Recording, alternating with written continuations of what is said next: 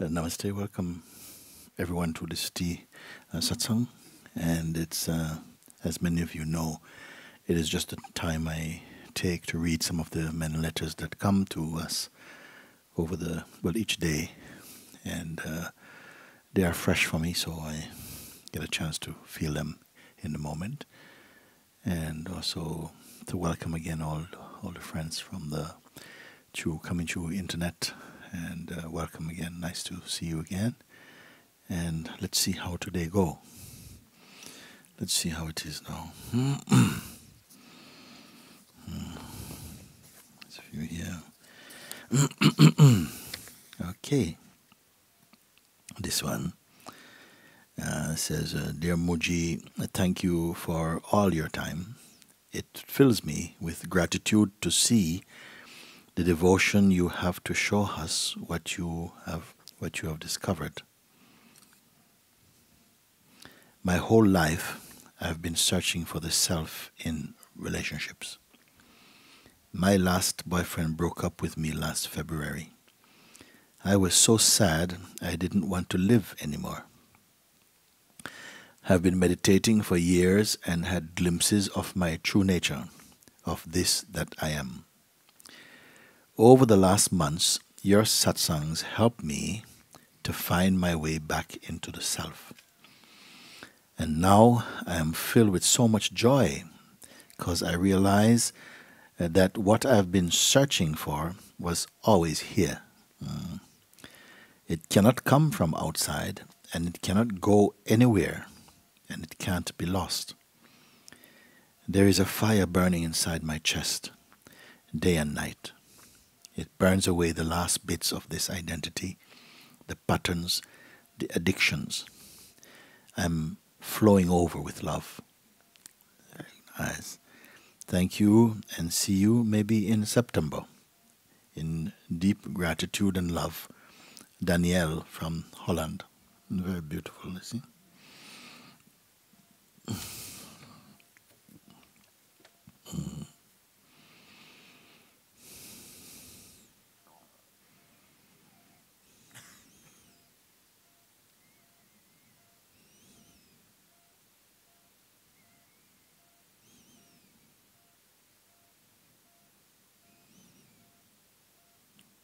Now I'm filled with so much joy because I realize that what I've been searching for was always here in Satsang.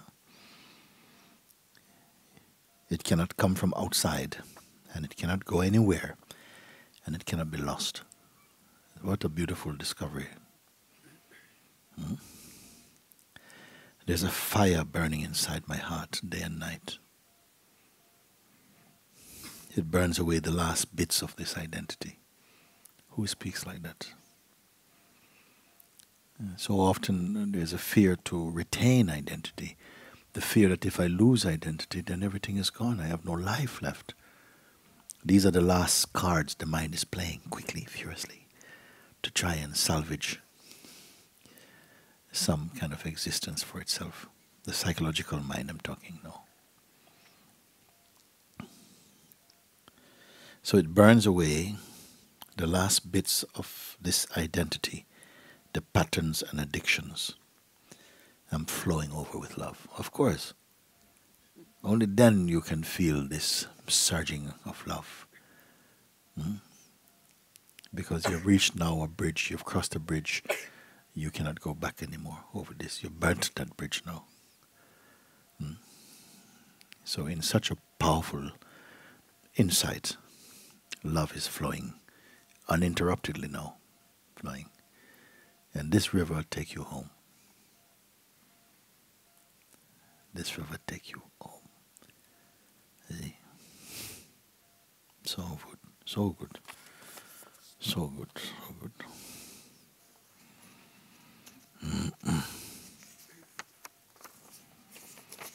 Dear Mooji, I am glad to have found you. I will be very brief and to the point. 2 years ago, in a silent retreat of yours, in a guided meditation with you, I woke up to my true nature. For 3 weeks, I have experienced it, but at some point, I lost this state. Although I thought then that it is impossible to lose it once you have lived it. Since then, I have no longer been in the same. Since then, I have no longer been the same. My ego has diminished a lot. And whenever I try to get back there, to wake up to my true nature, my mind puts me straight into a surrogate of this state. I feel like I cannot have other priorities than to wake up again and live like that. What to do? Thanks a lot, Marcel.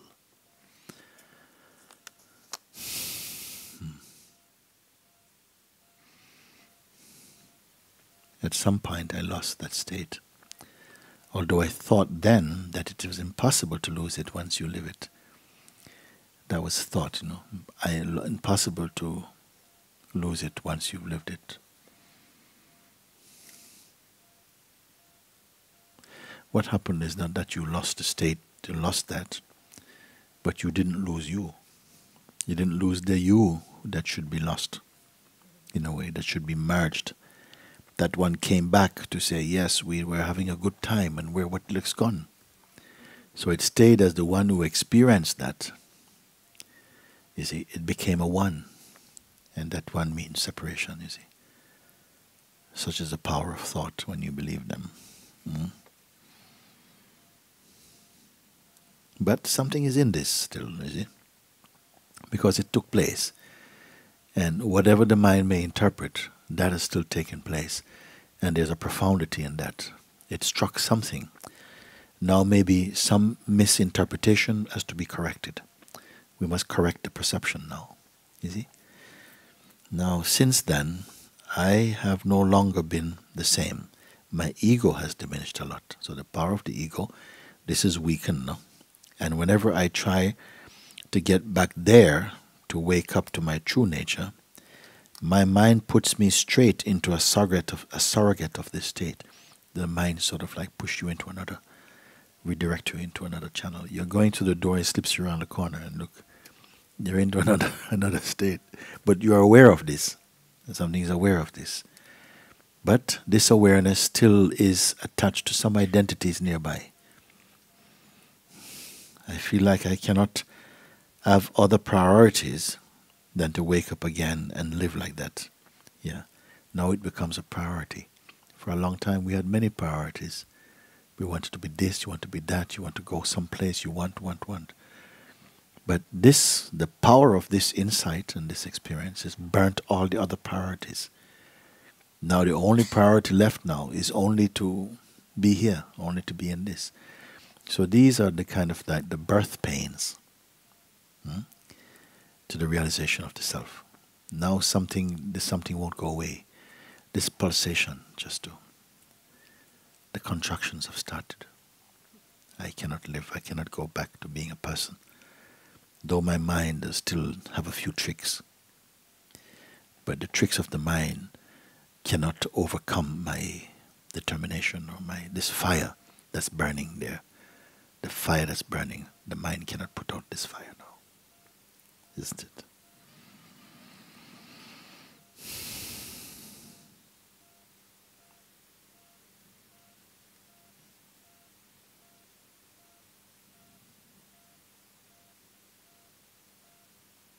You see, at some point I lost this state, although I thought then that it was impossible to lose it once you lived it. Even then you were having thoughts about the thing. I can't lose it. Who? Did you get it to lose it? So the one who thinks he'd got it, lost it. And is crying, I lost it. But this one should get lost. You see? So we're still somehow swirling around in the pool of dualities, you see, coming in and out of focus for a little bit. But the aspiration to be free will burn all the delusions will burn. It will do it. It is happening, in fact. Very good. This is Marcel.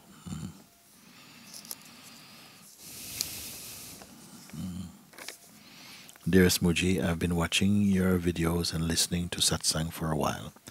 Thank you for sharing these pearls. I hear you talk about remaining in the true self and not engaging with what is not. My message is related to people with mental disorders and an unstable sense of ego. A question arises. In those cases, isn't the disengagement dangerous for disassociation and further impossibility to remain in the true self? So let me understand this question, see. Engage what is not. I hear you talk about remaining in the true self and not engaging with what is not. My message is related to people with mental disorders and an unstable sense of ego. Unstable sense of ego is not bad. A stable sense of ego is pretty bad stuff. So unstable sense of ego means that something is questioning something. So it's not.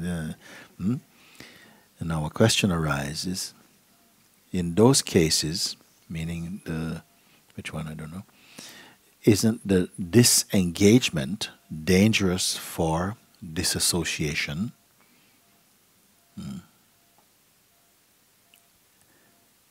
Isn't the disengagement, maybe as best as I can give it, the disengagement from the person, I would put it, is that not dangerous for disassociation? It's like too much, and further impossibility to remain in the true self. But this is not. I want to know, this is from Sylvina. You got a mental disorder too? We all have mental disorder, no? The ego means mental disorder. Think about it.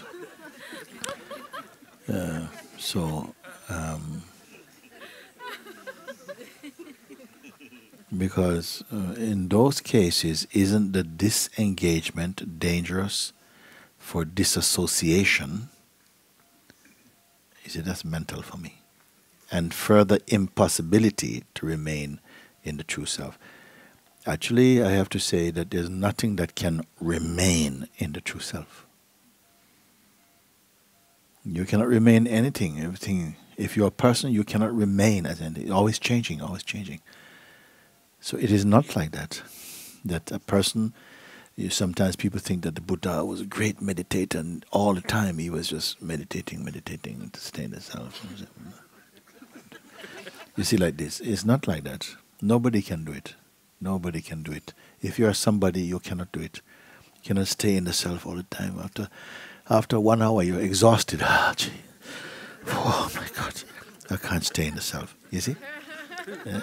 It would be an impossibility because it's something mental, it's not true. It means to discover that which cannot separate from itself. It doesn't have to do anything. It's effortless, in fact. You have to discover your effortless truth. Because if it's an effort, you will not have time to do anything else. Your baby who says, "Mommy, please help me." He says, "No, listen, I'm too busy." So I'm staying as the self. How are you going to do it? Nobody can do it. And I'm saying this so that we click something and say, "My God, this is just crazy." Of course there's nobody to do it. It is recognized somehow that there's a place, and true satsang, true self-inquiry, I'm looking for the... Okay. You don't listen to me, okay? No.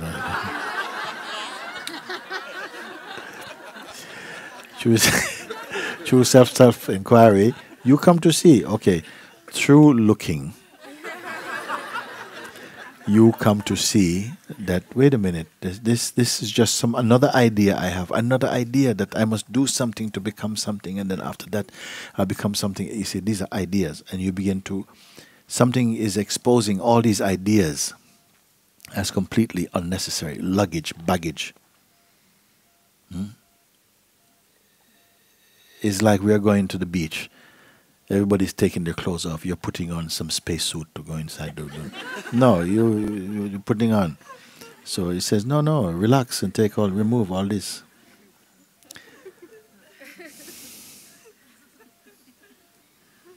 So in those cases, isn't the disengagement dangerous for disassociation and further impossibility to remain in the true self? You see, so it's too much a complexity there.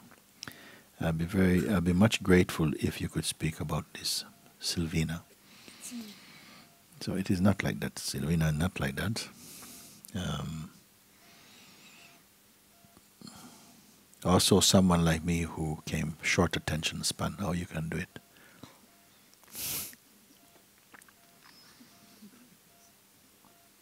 Sit down after 5 minutes. Forget about it. It has to be something you cannot do. Huh? Suppose you had to remember to breathe.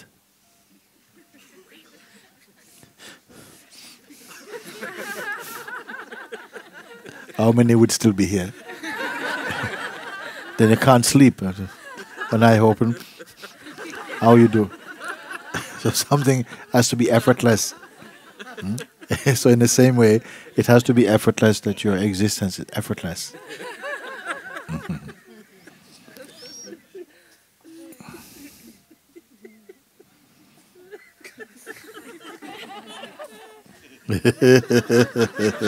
Isn't it?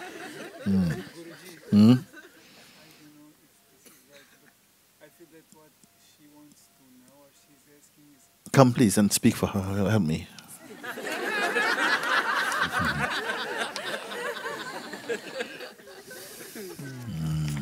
Read this last line for me. The last line? The last sentence, so you finished it, because I'm struggling with it, you see. Here, now from here, message. Okay, so you read somewhere, my message is related to people with mental disorders and an unstable sense of ego. A question arises. In those cases, isn't the disengagement dangerous for disassociation and further impossibility to remain in the true self? I'd be much grateful if you could speak about this. Love, Sylvina. Yeah. Because also now where we are living, there was recently we were living with two people that need special attention from adults, let's say like this, and somehow their behavior shows a bit of, I would put it in this case like bipolarity, very happy or very depressed, and they need almost constant attention. Though they are independent in their routines, they need somebody to turn to very often. And I feel my question, and I think I felt connected to this somehow. So then good. Then was if these people can also be pointed or have the same pointing that you yes, you they give, can do it. Yes, they can do it, because even this terminology of bipolar disorder or whatever it is functioning, there is an awareness inside that is aware of those swings and changes of behavior. Say if you had mood swings or sometimes feel very, very happy and something feels, then something is aware of the feeling, of the state of feeling very, very happy. And then, something also is aware. So they have to be taught also to not identify with these states. Just like everybody, most people then, they are bipolar disorder then. Because we identify, we're happy, we want to be happy, happy, happy, happy. And then, oh, my life is no good. We all have some extent in it, no? And then the trouble is to identify. If you don't identify, then even these states, they're happening, some are going up, and something is saying, okay, I can see this. And where there is a sort of excitement, and the mind is saying that I'm happy, and I know I'm not happy. Excitement is not happy. Actually, it's a very agitated state, no?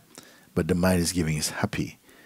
And then somehow something is crashing, and I think, oh yes, everything is going wrong. And I said, no, nothing is going wrong. It's just something is playing.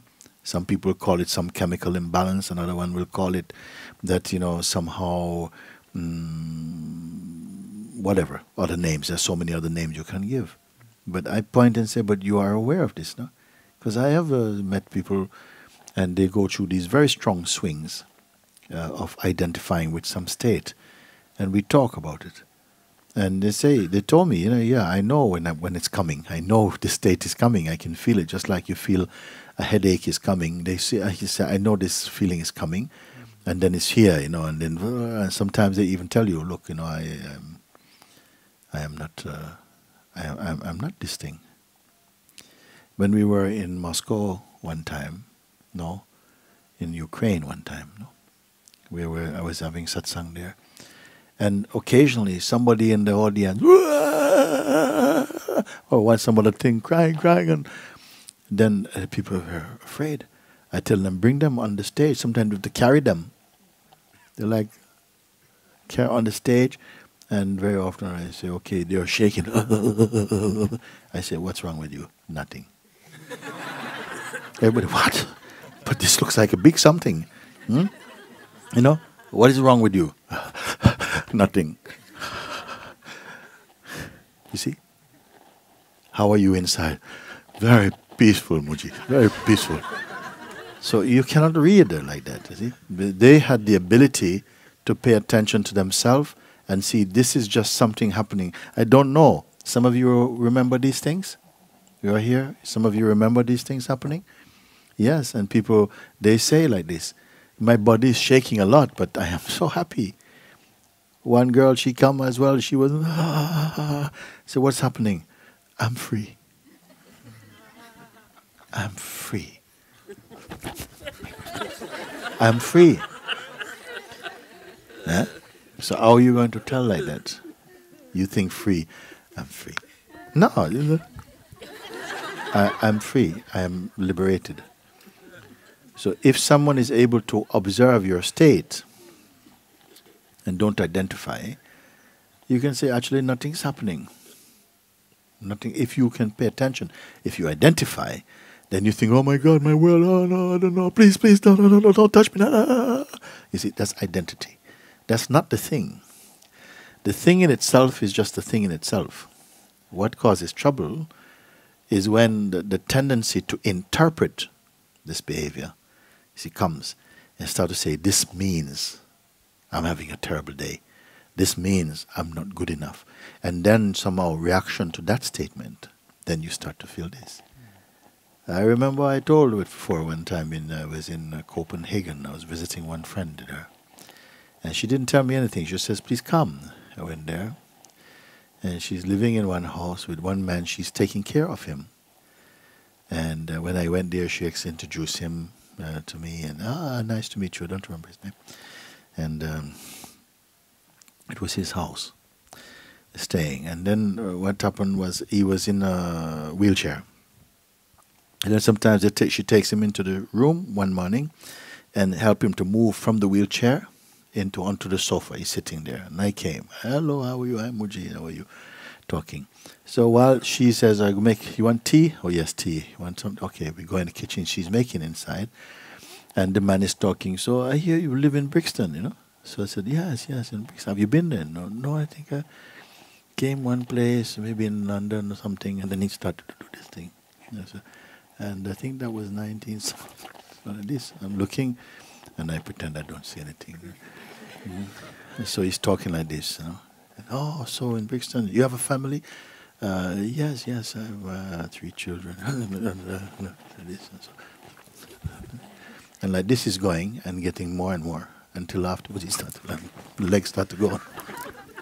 And I am very good. Yes, I'm having. Anyway, of course, what to do? So I'm kind of waiting for her. When she's coming on. So then eventually she came out and she said, okay. And there's something she does. She would tie his legs together with a strap. And his arms. And then with this tension, he would pull and then somehow relax. Something like this was happening. But she didn't tell me anything about it. He didn't tell me anything about it. For him, it was like, we're having a conversation. Boom, boom, boom. You understand? So it's not that. He was focusing on his conversation. How are you? And so, and fine. And like this talking. So it's not these things. We pay too much attention to these things because social custom says, I don't want people to see me like this. So with this thing, I would want to point to this person to say, but you're aware of this or not? Okay, when it's happening again, you tell me or call me. If I'm nearby, I come and sit with you and I will talk you through it a little bit and see what can happen. Then, so if that's why I was asking, do you also have this condition, the one who's writing this letter, or are you writing on behalf of others that you perceive? Then I would want to say to you, okay, now it's coming and I can see, whoa, okay, this thing's coming. I say, you're aware, no? So, okay, don't try and control. Just stay as the awareness or something. Then if you can get it, it will make a very big difference. Not just to someone with what you may call bipolar disorder, but anybody that you simply learn. One of the earliest and greatest steps in all spiritual discipline is to learn to observe without identifying. That brings in great space. You can see, and then also this kind of the heat of identity goes away. Then everything becomes much more easy. Not just serving, not just doing what is practical. That's also is okay, but to guide the mind, guide the mind beingness. You are watching this, no? Then don't identify. Just let the action be pure. Let the action be action. Don't judge the action. Stay as witness only. And if they can correspond with you like this, you'll see some difference in the way, you may say, the taste of the experience, the impact of that experience. Very different. Identity is at the root of much of this. If you are strongly identified personally, you'll be a casualty. You become a victim. If you observe it, no. Suppose one morning you wake up and you're unable to move your body. I don't know if it happens to some of you. It has happened already. You get up and you can't move. Then maybe your mind starts to, mind loves it, mind gets up and says, if anybody comes, they'll think you're dead. They'll take you off to the mortuary, put you into fridge. Because you can't move. And then guess what happened? They're going to bury you, your eyes open. Then nobody can see your panic, darling. Is it? Because some things like this have happened like that. But if you are told, just relax and just accept it. Don't try to move. And then somehow, it's gone. It's gone. It's happened very often with people. They somehow can't move. But then you come, even in Satsang, it's happened a few times. They say, okay, come with me, and they get up and walk. But others are trying to do all this thing, yes, just take a deep breath. I say, forget about this. Come on, get up and let's go. Take off. So a lot is to do with our mental thing and the trust and the authority of the voice that speaks to you or the voice that speaks from you. You see? Okay. You want to say some more thing? It's just that it's an observation from this sharing with these cases in particular that I'm referring to, or that though these people, they seem to have, in first view, they seem to have very childish behavior, that their age would point that they would be more autonomous, for instance. But in the actuality of functioning, functioning also in among other people, in an environment of work or cooperation, for instance, they seem to clean a lot the tensions between everyone. This was my observation, and they seem to have a very high vibration in a sense of love, where others tend to give much importance and create tensions and conflicts. They are like bypassing all these and having a very, I don't know, there is this experience, they cleaning a lot. Cleaning somehow these humans, this all human thing, like you say,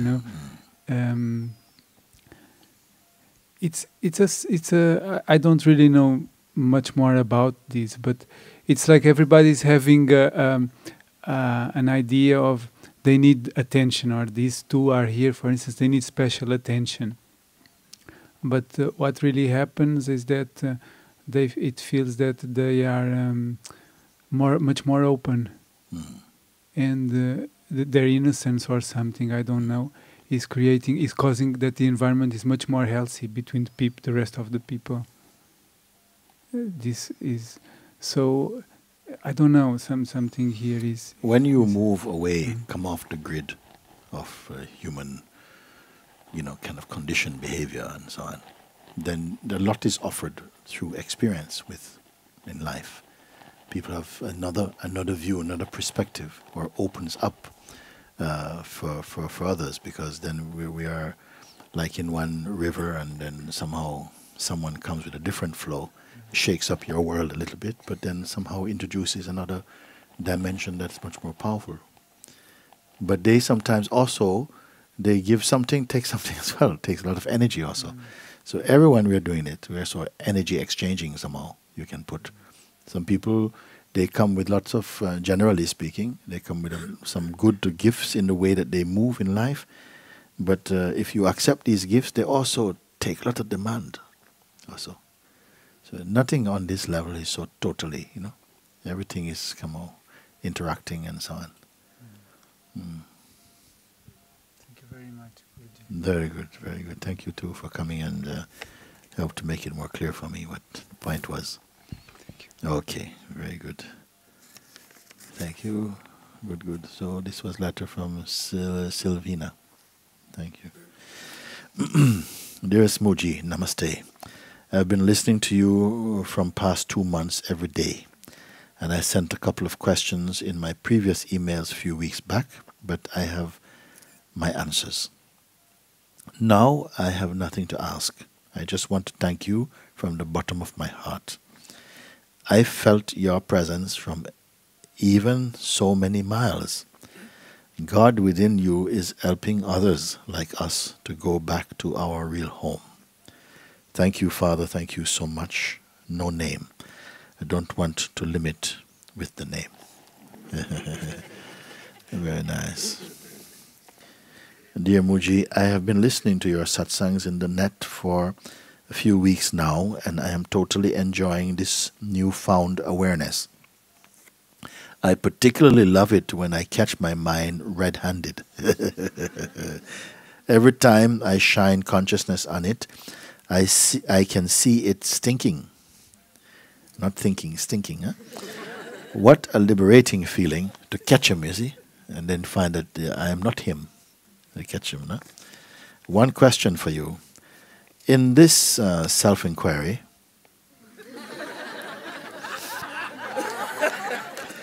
will I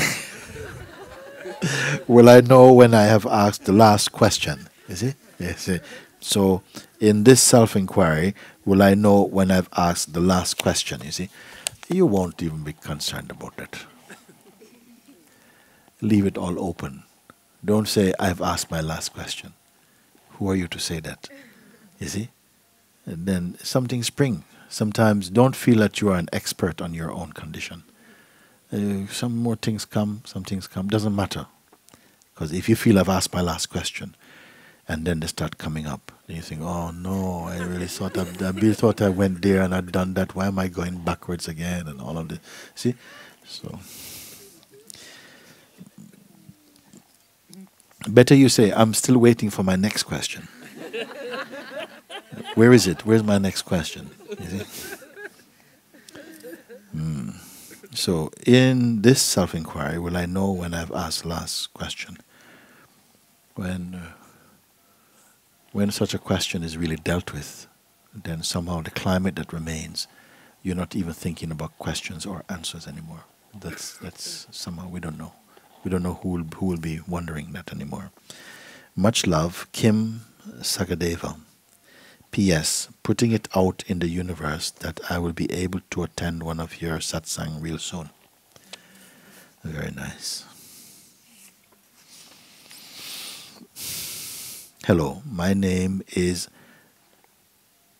Petri Karlenkaski.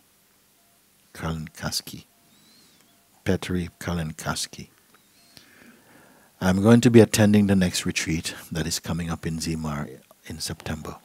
There's just one question I felt I could not wait for.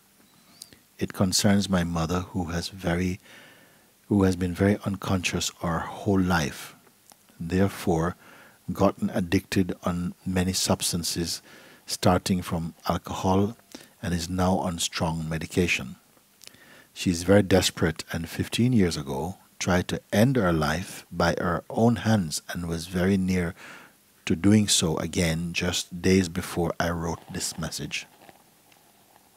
My question, therefore, is this: how could I offer to her some comfort to help when it feels strongly that she does not understand anything I tried to speak to her?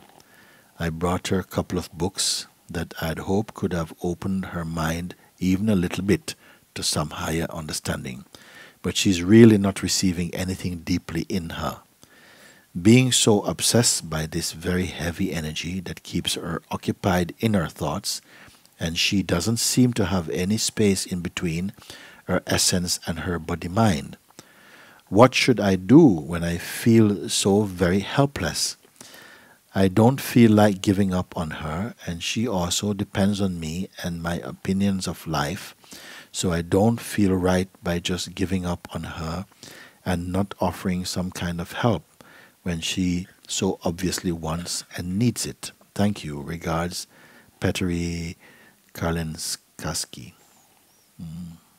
Well, I never would tell you to give up on that, on anybody like that. But what happens is, you're wanting to offer help. How could I offer to her some comfort or help when it feels strongly that she does not understand anything, or I try to speak to her? If she doesn't, then stop troubling her. No? The worst thing is somebody trying to do something good for you and just molesting your peace. You understand? Sometimes people try to do good for you, but this is for your good. Oh, please, go away. Yes, I know you don't mean that. I do. You see that? Okay. Sometimes you have to know when to stop. You cannot help someone if they don't want your help. Okay, so this part. I brought her a couple of books that I'd hoped could have opened her mind even a little bit to some higher understanding, but she's really not receiving anything deeply in her, being so obsessed by this very heavy energy. That's not necessarily so. She's not accepting your books. Maybe because you're trying, and this trying energy can feel intrusive too much. Just be yourself. Just be there. And we don't have to try and help so much. When you don't try to help or identify as a helper, people can enjoy your presence. And that's much, much more transformative and helpful, or enjoyed. Let someone enjoy you. Don't be helped. Let them enjoy your company. Then you come as a helper. A helper is a very irritating concept. But she's really not receiving anything deeply in her, being so obsessed by this very energy, this heavy energy that keeps her occupied. So I would get rid of this assessment, this part of it, that you're explaining that she doesn't receive, being so obsessed by this very energy that keeps her occupied in her thoughts, and she doesn't seem to have any space in between her essence and her body-mind. Get rid of this thought completely and be completely empty. Don't expect anything. You cannot help someone because she needs to become empty, and you can't help her if you are full of judgments or full of your own identity. When someone is empty, then people can then feel a pure reflection of their higher self in you. This is what I would say. What should I do when I feel so helpless? Experience helplessness. Experience helplessness. We don't like to feel helpless, but sometimes nothing you can do. Then you start to invent things to do, and then this is going too far. You can just simply be yourself. Come and say, hi mom, how you doing? You see, don't be moralistic around them. You see, if somebody is dying of lung cancer from smoking tobacco, you know they're dying like this, no? And they're coughing like this, you know. What's happening? What can I get you? Can I get you some orange juice? No, cigarettes. Give me a cigarette. What you going to do? No. I'll give you the orange juice. I don't want orange juice. I want a cigarette. No, thou shalt not have cigarette.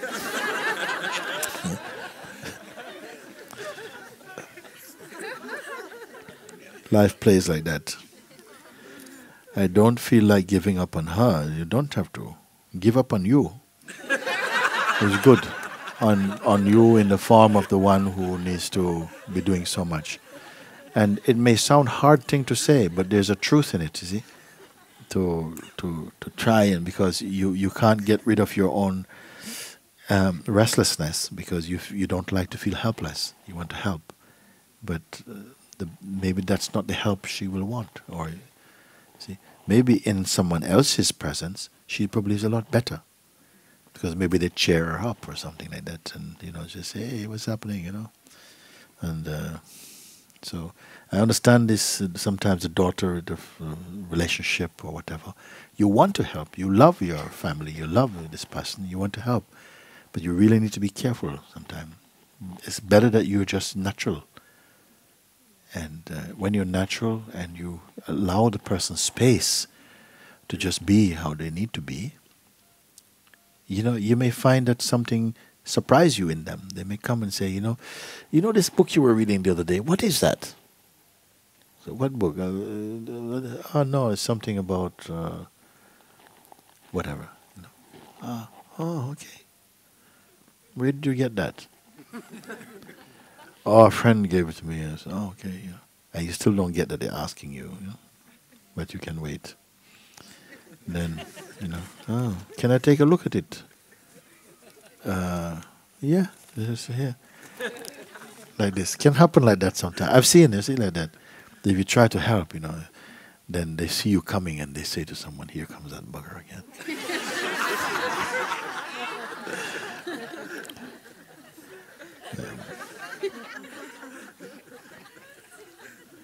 So I don't feel like giving up on her, and she also depends on me and my opinions of life.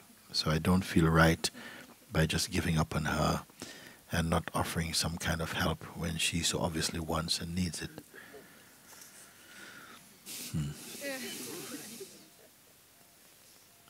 Maybe I'm speaking from my own experience because, like I have this body, I have some conditions, and the doctor say you must, thou shalt not eat certain things. And so sometimes I want something, I say, like, can I have a biscuit? And I get a stick of celery. I said, what kind of biscuit is this? I don't want this celery. I know the difference. You see, like that. Or, I want some, Coca-Cola. Comes green juice. So, but it's not Coca-Cola. Yeah, but it's good for you. I say, but I also have to say appreciate. I just appreciate.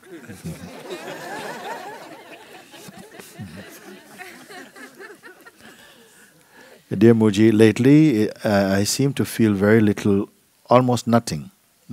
This is after feeling joyful, blissful, and in the flow continuously for a long time. It goes together, actually.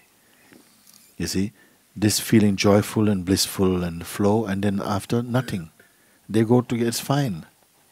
It's not all contradictory states. Then you feel nothing. That's a natural way. When the rivers are flowing, they make a noise, but when they enter the ocean, they're quiet.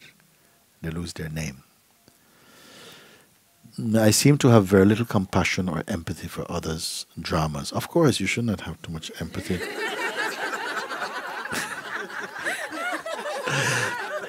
for the dramas of other people. When before I felt such love and tolerance, you see? Before you felt such love And tolerance. You know, suppose people know that you're just tolerating their dramas.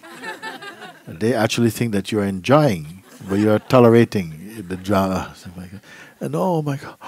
And you're, yes, dear, you know, like this. So she say, before I felt such love and tolerance, but now you don't feel. I feel little compassion or empathy for the dramas of other beings. I have to act from the memory of what should be appropriate. See like this. I have to act from the memory of what would be appropriate because there's only this sense of nothingness inside. I feel like Spock. Who is Spock? Is that Dr. Spock? Oh, with the big ears. Oh, but I like him. I think he's very cool. Very unemotional.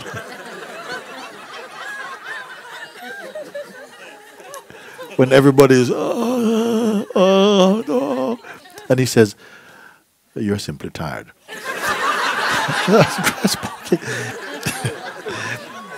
So, okay. So I have to act from memory of what would be appropriate, you see. This is so insightful thing. I remember one time, many, many years ago, at the beginning of all this change, and it was a very dynamic time for me. And one friend, we used to train together, and she went away to the United States and became a journalist and all of this thing, you know. And so years had passed, we had not seen each other. And then she sent me one letter to say it was a time of Lady Diana and Prince Charles getting married. You know how long ago that is, no? Okay? They're married, and so big celebration in London, and she's flying to London to do a report about this wedding. And she thought, can we meet? Because we hadn't seen each other for a long time. But in the absence of not meeting, my life had changed so much, no? So I said, oh no, I can see. And she likes a good story as well, you know, like this. So then I said, oh, okay, I have to say yes, you know. So I agreed. Then the day came, and we were meeting in Covent Gardens in London. And I'm in Covent Gardens, and my inside total empty, nothing, no emotion, nothing at all. And I'm thinking, no, how is this going to happen? I don't know what happened. Huh? So then I walking down Long Acre, and I saw her, and she saw me, and she was kind of like, coming like... You remember this film of Bo Derek on 10? She was running like in slow motion, smiling like... And inside I checked, nothing is coming. Because I know we're going to... The expected, the appropriate thing will be go, hi, oh. And nothing. Come on, give me something. Give me something. Let me just get through this, please. And she's coming, and she's... And then I saw the expression changing, like... Because I'm just standing there like...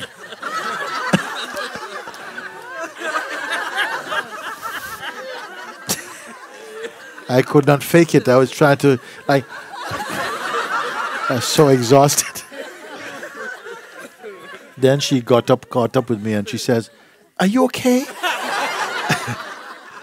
I said, yeah. So I know very... Oh, dear. So even meditating feels odd, as though I'm just going through the motions and ultimately just watching my body sit there. It's creating a deep longing to feel something.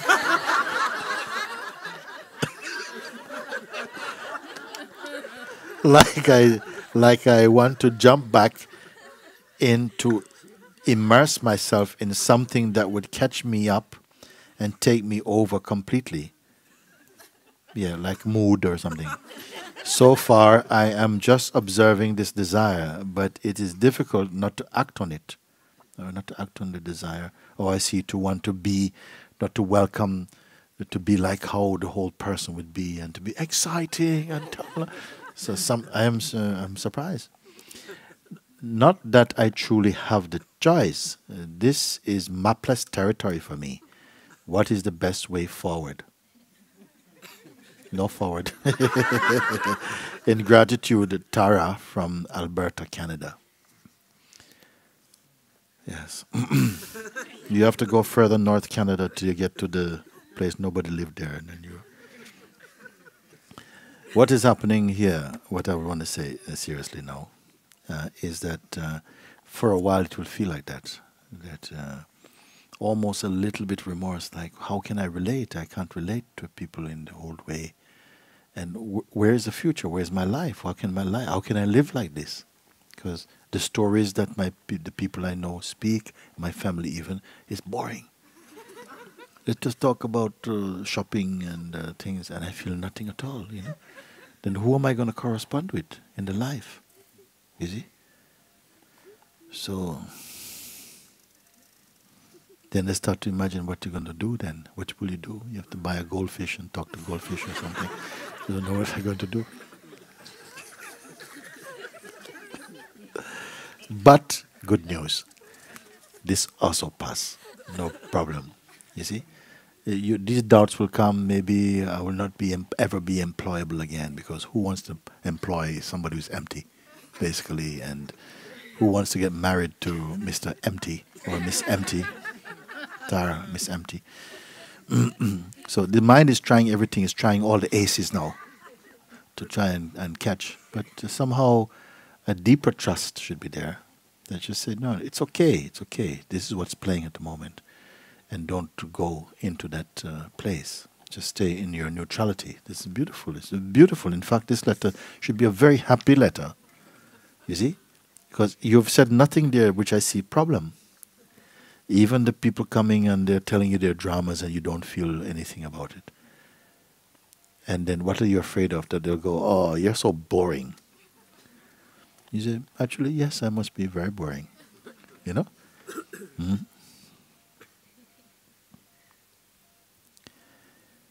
So even meditating feels odd, as though I'm just going through the motions, and ultimately, what you have to watch out for here is that you don't start to believe your mind, what your mind has to say about it. That's the only thing. This is the real crucial part of what my response to this letter from you, Tara, is don't believe your mind's assessment. No, I'm getting bored, I can't speak with people anymore, and don't believe this. You're far above that, you see. And just move, and in your life move, and gradually you'll find when you have really gone over this, a new kind of friendships will come also. People with whom will be stimulating for you in a true way to be with them. But you must be a little bit alone for a while. Because the old company, although you love them, may not be the kind of, they won't be your Sangha. And somehow you'll find that. But you must do well with this stage, overcome it. Don't feel, I want to go back to being the way I was, so that I won't feel alienated. You must beat the mind, or it's going to beat you. Just this one is good. You are in a state of grace. And just accept that. And don't know the future. Don't think about future. Just be. And gradually you see that, whoa, then everything begins to flower so beautifully. The mind may present to you only limited options, but these are tiny bubbles in the ocean of possibilities. Because from this, the core of your being, unending possibilities can come. You're not particularly interested in them. You may want to go and surf in this direction for a while. But it doesn't matter, because nothing can compare with that, with the absolute. Nothing can compare with the pure, the wholeness. Nothing, you see. You can try, okay, it's just another phenomenon tasted, subtler phenomenon. Because if you cannot transcend earthly pleasures, how are you going to transcend heavenly pleasures, even? But the one who is awake, they don't mind. Their very existence also is pure pleasure, even. Joy. I don't want to talk about this like this is something distant. It is you.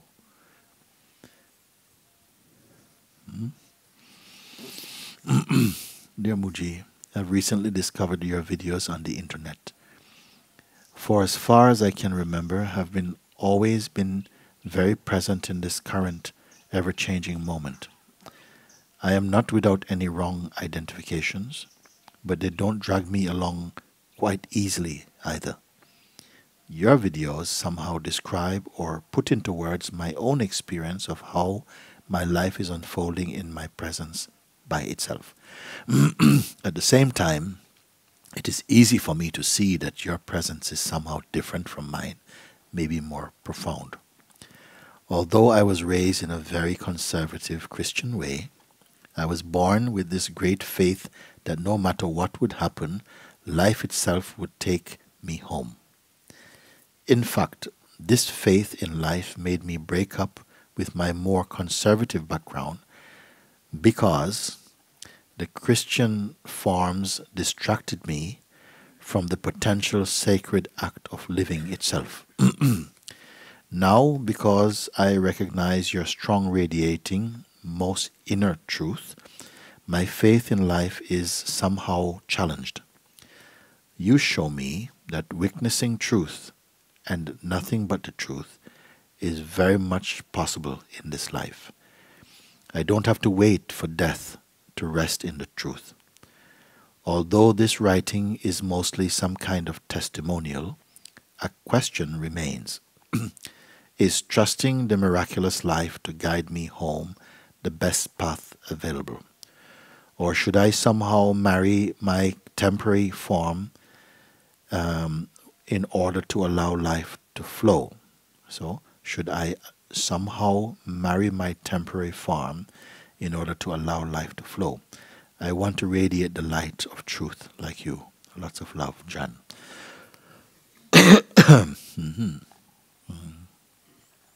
So you see, you show me that witnessing truth and nothing but the truth is very much possible in this life.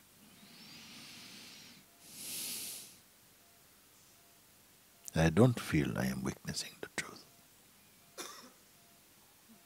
You see, it's not a part from me to witness. It is what we are. And I witness the dance of life, of existence, and the sense of presence. And I don't know if it's quite correct to say I witness the truth. Maybe I can say bear witness to the truth somehow, I don't know. I don't have to wait for death to rest in the truth. Yeah. Meaning that while this body is warm, I want to experience the truth as a living being. I don't want to wait until this body falls. Quite correct, because why should death, why should life be only truly seen when the body is fallen? The real challenge is to see it in this body even. You cannot win a fight when it's finished. You must win the fight over the mind when you're here.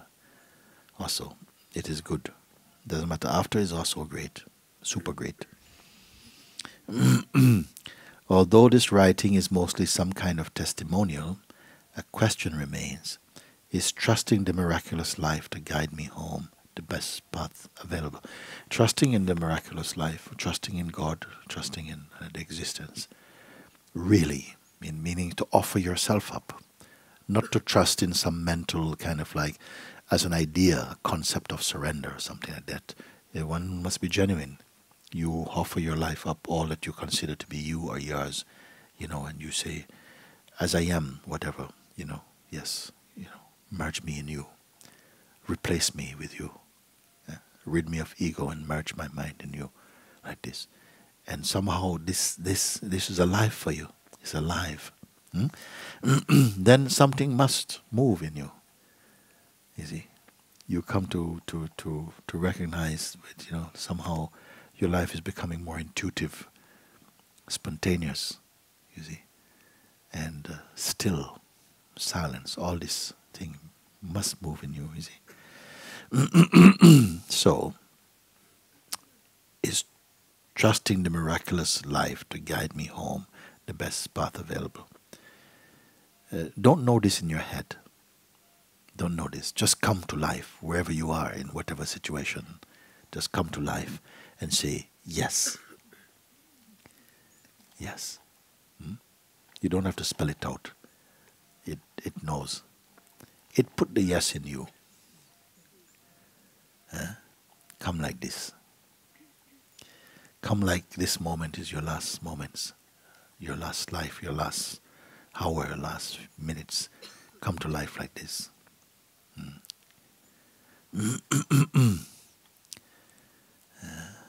Or should I somehow marry my temporary form?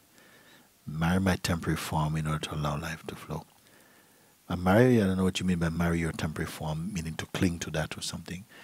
Don't work anything out. Leave space for the divine to manifest. Don't fill it up with the noise of your own projections. Just say yes, come like that. Say welcome, welcome, and because when it comes, it doesn't come like something from heaven. It comes from inside.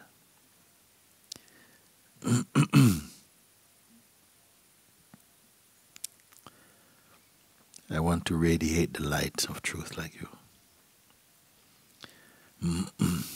Lots of love, Jan.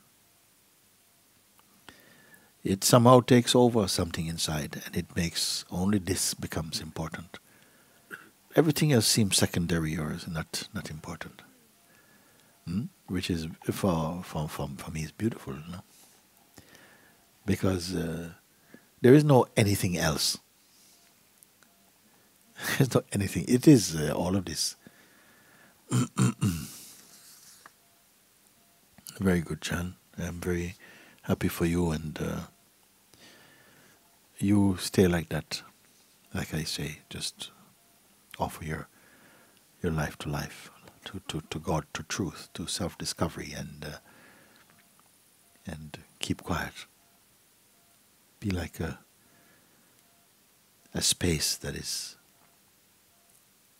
available only for the divine to move in, to create through. Last one now. There's Mooji. I have been watching your YouTube videos for a couple of months now. I prayed to be shown the truth, and one of your videos came up as a recommendation without any effort from me, and I have watched many satsangs since then. Since listening to you, I have felt a burning happening inside me on several occasions, sometimes fiercely, other times more subtle. What's being burnt, I don't know, as it just happens without any thoughts, and I find that I now don't try to live my life, and I notice I don't feel afraid of the things I used to. When I hear you speaking, my mind is quiet. But sometimes I cry for no reason I can explain. And I laugh when that happens. But I listen from my craft room with the door closed. So it is all good. And this is what happens. Sometimes you find that somehow you start laughing. But there's no joke. Just laughing, laughing. And then immediately crying. But there's no story. Just like something is exercising these energies without reason, you see. Because we always think you need a reason for things. I need a reason to I need a reason to love you. I need a reason to welcome you. I need to explain what I'm doing. My life needs to be going somewhere. I need to be coming from somewhere. I need to have done something. I need to be somebody. Like this, you see. And now you're finding, like, I'm nothing. And then everything is just like this, lovely, like this. I say it's helpful if you have your own room, so you can just kind of like act out some of this type of thing that come up, because maybe people who don't understand, they don't understand. You see? They ask you, what are you doing in there? Nothing.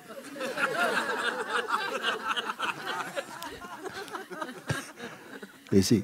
So it's almost like the life is being lived, is unfolding, and now there's a new place of watching that happen from inside. It's moving. some urge coming, and I spoke also one time that it was a time I felt I won't go anywhere unless the urge come to do something. I don't. I just sit on my bed, and then the urge come. He's putting my jacket, going out, walking, and then I only walk while the urge is to walk, and then if urge run out, I stop and wait, and then urge come walk again like this. Huh? Then I found that I did this one day, stopped on the road, and people looking at you like, why are you standing here? See? So the next time I brought a little piece of paper and a pencil, and I just pretended like I was looking for some address or something like that. But I was just waiting, so to not look stupid, just to there. So, but you're discovering something, I wonder how it would be if I have no will. Just go along like this.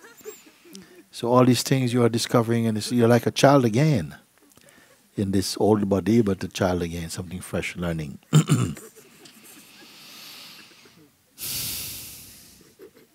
I feel like I am just at the edge of getting my mind out of the way so I can recognize that in myself the way I recognize it in you.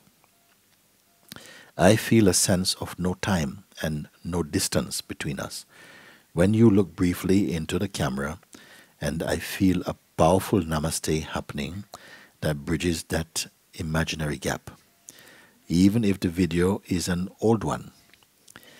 If you will just look into the camera and into me for a moment, I know that the rest of the little me will burn up because my mind disappears in those instances with you. Even if you don't read this letter in Tea Satsang, I will be ready for that light-filled gaze that will shine through the illusions. Because I look like this, sometimes I look because I feel drawn. And I'm looking and I know that many friends are there. And I look, and then I meet them like this, I look like that, and I say, I love you, and you're here with me, I am with you, like this. In love and gratitude, Angie from Canada. Very good.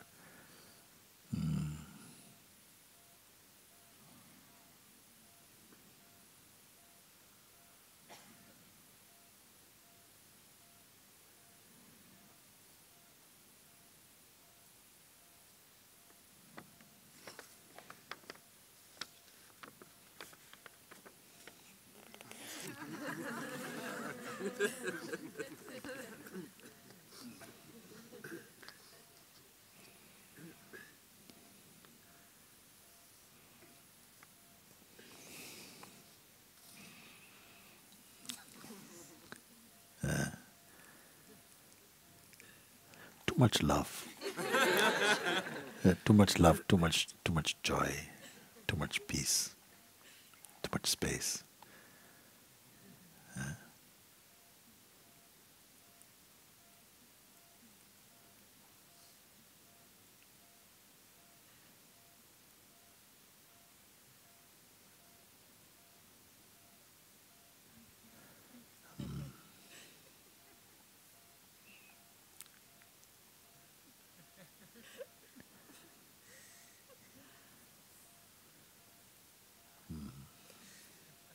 Very, very good. Very good, very good. Okay, so who is going to play some music now? Anybody going to come and... Okay.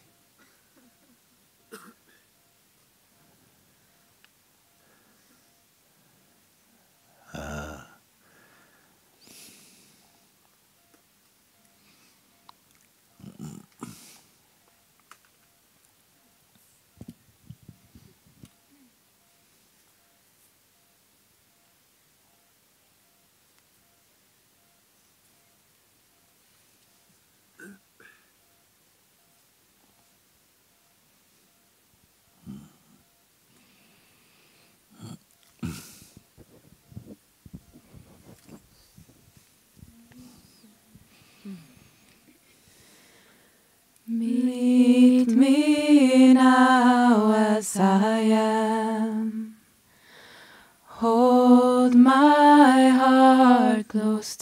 yours. Make me the one I'm here to be, and live in me. Möt mig nu som den jag är. Håll mitt hjärta nära dig. Gör mig till den jag ska bli, och lev i mig. Möt mig nu som den jag är. Håll mitt hjärta nära dig. Gör mig till den jag ska bli, och lev i mig. Möt mig nu som den jag är. Håll mitt hjärta nära dig. Gör mig till den jag ska bli, och lev i mig. Meet me now as I am. Hold my heart close to yours. Make me the one I'm here to be, and live in me.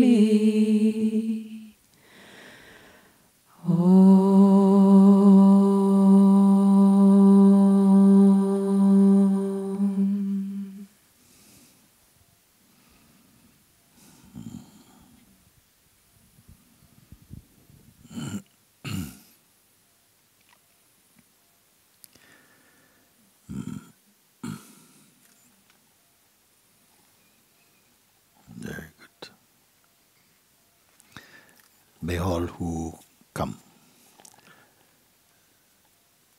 in search of truth, in search of God, in search of life, true life, wherever you are. And that includes you who are also joining us by internet. You're not in the next room. You're here, we're here, one. May those who search for this, your deepest urge and longing be fulfilled. May we come quickly to the full realization of the truth. Be free from all the rule of darkness, of ignorance. May our light shine in this world. May your life be peaceful and happy. Blessed is the one whose life is the evidence of the truth.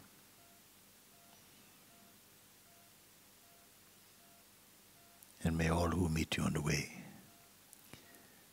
be inspired and be touched by your presence and your light and openness, your joy and kindness and wisdom. Let it be so. Om Shanti Shanti Shanti.